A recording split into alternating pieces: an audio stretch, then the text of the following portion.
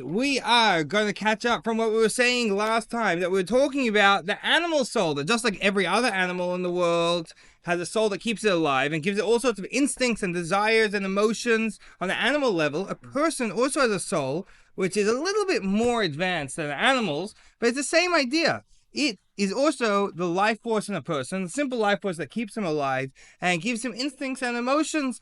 And there's lots of different emotions that come from that. We were learning about how they come from fire, water, wind, and earth.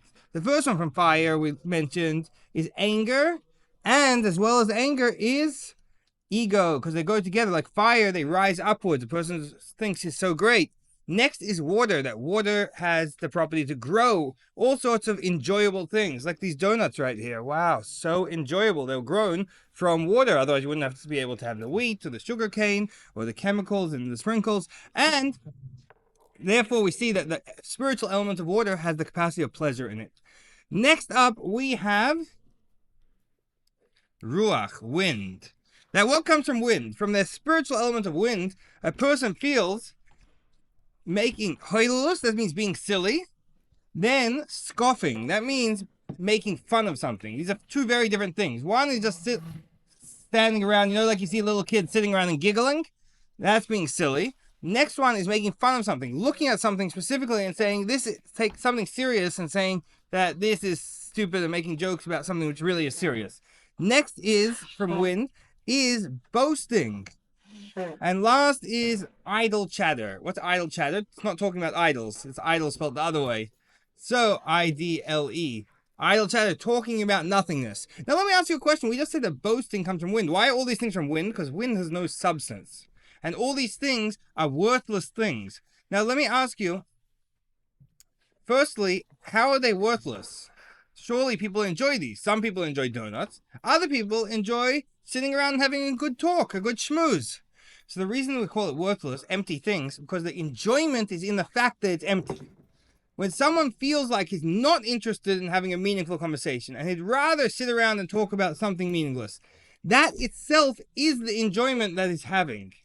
It doesn't mean that these things have any more or less worth than any of the other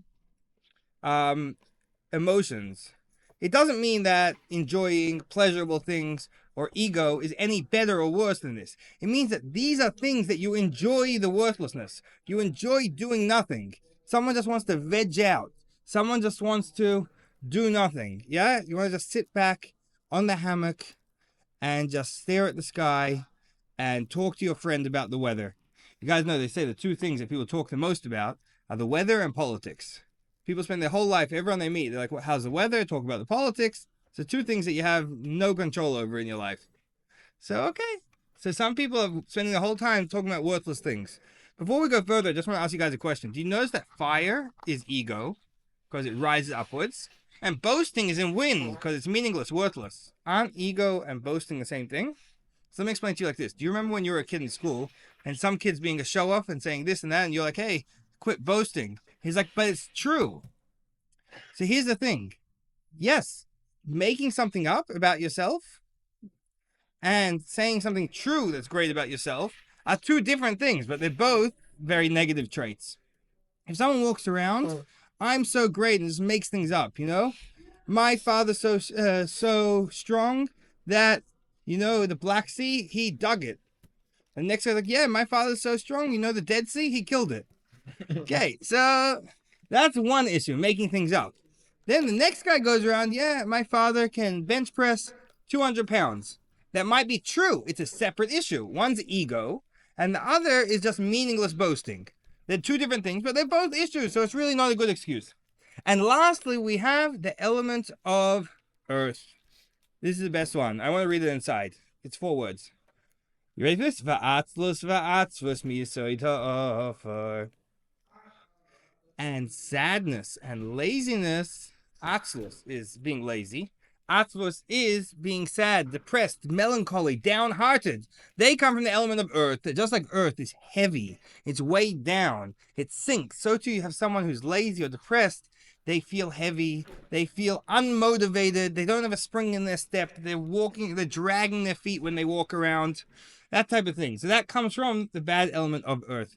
For the record, Chassidim would always say a very, very potent idea from this. They say that atzlus v'atzvus, laziness and depression, that first you have laziness, then you have depression. When you're lazy, it leads to depression. When you're lazy, it leads to being sad. When you're sitting around all day doing nothing with your life, you're sitting in a basement playing video games all day and your internet's not working, so you're playing the dinosaur game and going over the cactuses for 16 hours a day, after 3 weeks, it's no wonder that you're depressed. It's no wonder that you're sitting in bed and you don't want to get up. As opposed to someone who actually has a productive life. And he gets up in the morning and he goes down the street and he finds a homeless person and he gives them $1 and gives them a blessing. And he goes to work and he actually contributes to society and he provides for his family and he learns Torah and he does mitzvos. And this person has a life, has things going on. They have no need to be depressed. Depression, sadness, is a lack. It's an emptiness. It's a black hole. It's a lack of meaning, fulfillment, happiness, whichever one it is by someone, it's a lack. So when someone's being lazy, you're making less and less meaning in your life, less and less going on in your life, and natural outcome is that you're going to end up being very depressed. Obviously, this isn't talking about clinical depression. Fine, I charge more for that. But when just someone's getting into a sad, bad mood, yeah, Hillel, you ever feel like that? You ever sitting around and you're like, I don't want to do anything. I'm not interested in going to yeshiva. I don't want to learn. I just want to sit in bed and feel sorry for myself.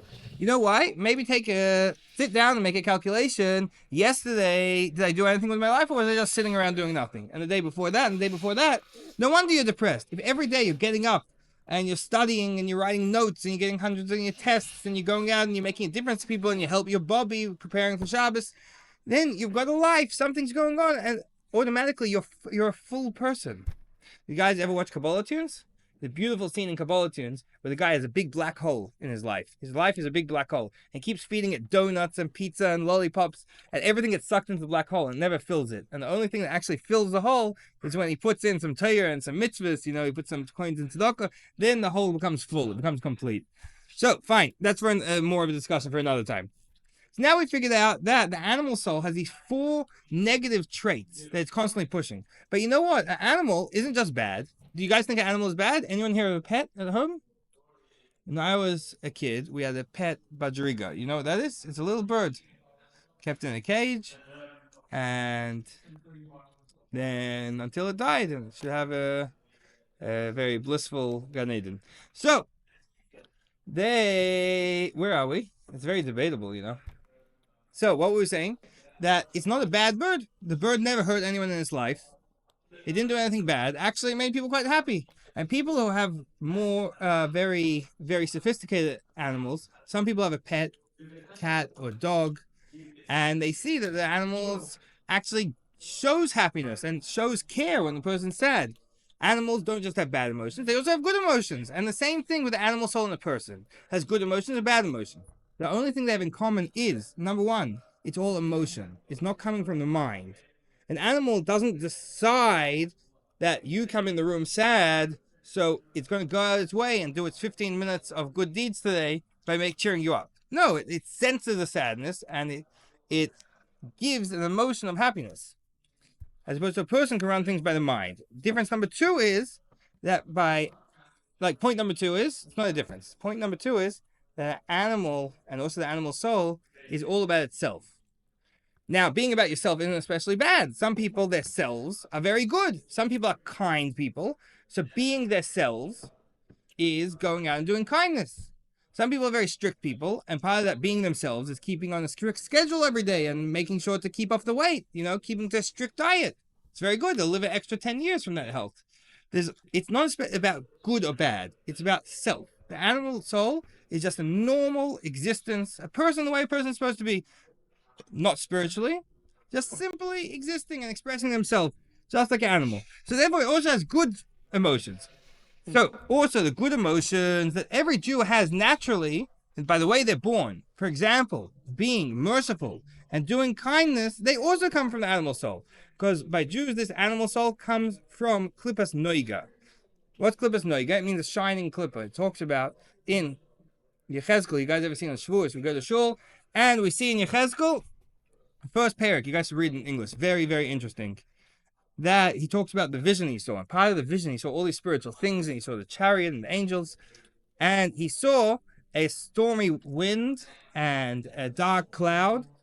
And he keeps going with his three different things he saw that represent the three impure klippas. And then noiga, v'noiga lo saviv. There's shining around it. Shining around it means a silver lining. You know when there's a really dark cloud in the sky, and then the sun's behind it, so you see like a sunshine around the cloud.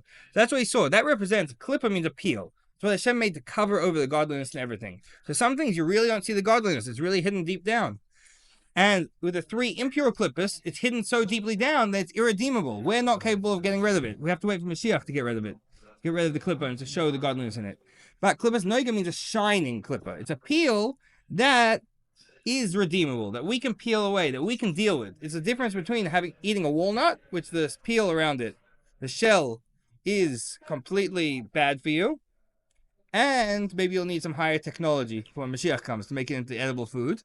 Or if you're eating Menachem likes peaches, right? If you're eating a peach, then it's a peel. It's not part of the fruit, but it's something that's edible. So, klippas noiga is something edible. You know why? It has good and bad in it. Why is that? Because it comes from the secret of the tree of knowledge of good and bad. It says in the book of Genesis. Yeah, Levi, you ever read the book of Genesis? So he speaks about that Adam ate from the Eitz Hadas, the tree of knowledge of good and bad. And it says in the Zohar, ever since he ate from the tree of knowledge of good and bad, since then, in the whole world, good and bad has been mixed together. And everything in the world has a good component and a bad component. It's up to us what part of it to express and bring out. If we use something for a good purpose, which is made of good and bad, we refine it and bring the goodness up to its source and express the goodness and leave the bad behind. Just like when you take some gold, which is very impure, when you take it out of the ground, you have to put it into a burning hot, you know, it's called a crucible. It's like a burning hot oven to get all the dregs out of it, and you just have pure gold. As opposed to if you use something that's good and bad, like a donut, and you eat it because, just so your friend won't get it, you eat a donut for a bad reason, then you express the badness, the bad part of it, and you make the good part descend even further into the bad. So everything in the world has good and bad, and therefore the Nefesh Habehamis also has good and bad. It has bad emotions like anger and lust, like we spoke about, and it has good emotions like kindness and being generous, being merciful. We mentioned this is by Jewish souls because we're going to have to discuss next year is going to be about the difference between a Jewish person and a not Jewish person. That both are people, both have souls, both are created by Hashem for a purpose in this world, and both of them, like the Rambam says, both Jewish and not Jewish people have a portion in the world to come if they act fittingly, but they have a very different mission in this world, both in regards to what they're supposed to do on a day-to-day basis, and in regards to their spiritual level, and the mode, the way their soul interacts with them. So we're going to have to speak about that next year. I'm really excited to discuss that. That's really going to help us understand some classic debates in psychology. But before we get there, I still want to speak about these things that we spoke about today, all the good emotions and the bad emotions. So we have, with the bad emotions, I'd like to tell you the following very fascinating story. Firstly, with the emotion of fire, which leads to, what does fire lead to? Come on, someone help me out. What does fire lead to? Anger and arrogance. Beautiful. Anger and arrogance. So, we have the story of the Baal Shem Tov. The Baal Shem Tov would involve himself very passionately with helping Pidyon Shavuim cases. He would redeem captives from prison. The way it used to work in Eastern Europe is you'd have a paritz, or in Polish they call it a pan, or in English you call it a duke or a count, that they would own a certain area, and they'd own everything in the area. And the way people made a living is that this one would rent an inn, this one would rent a forest for the logging rights, this one would rent a river for the fishing rights. Everyone was renting from the pirates. And the pirates didn't have to do any business. Everyone's paying him rent. He just had to sit back in his castle, have a party 3 times a week, and the other 3 times a week make sure to persecute any poor serf who couldn't pay his rent on time. So there was always the Jews got the worst end of the deal. And anytime some poor Jew couldn't scrap together the rent money, couldn't pay it, different pirates had their favorite forms of convincing tactics. And one of the most popular was to throw someone in the dungeon. Why is throwing someone in the dungeon a good thing? Because the other Jews are going to pay to get him out of the dungeon. You throw, say, listen, Moshke. They used to call every Jew Moshke. It's like a Russian term for Moshe. Listen here, Moshke. I'm throwing you in a dungeon until you can pay your rent. How are you supposed to pay your rent if you're stuck in a dungeon? I don't know. Jews figure it out. So Shem Tov would go around collecting money to save Jews from this terrible fate of being stuck in the Paritz's dungeon. You can imagine life expectancy in a dungeon. You barely have anything to eat. There's mold. It's damp. The Paritz might decide you're costing him too much money in feeding the Jew and make him disappear in true Russian fashion. So the Baal Shem Tov came to this guy. The Baal Shem Tov came around and he said, I need to get this guy out of prison. Okay, we're going to have to figure out the story tomorrow.